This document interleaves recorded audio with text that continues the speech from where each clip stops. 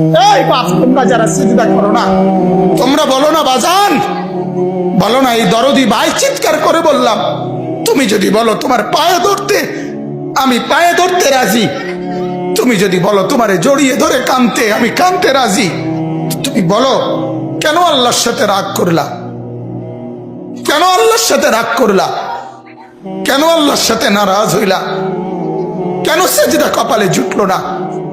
কেন মালিকের সাথে সারাদিনের এত কিছুর বিনিময়ে আল্লাহ তাআলা একটা মিস কল দিলে, 2 সেকেন্ডের একটা মিস কল দিলে বন্ধু তুমি টের পাও তোমার মোবাইলে মিস কল আসছে, এত বড় মসজিদে 6টা মাইকের হরন দিয়া আল্লাহু আকবার বলে তোমারে ডাক দেয়, তোমার একটাবারও কানে লাগে না, বিবেকে লাগে না।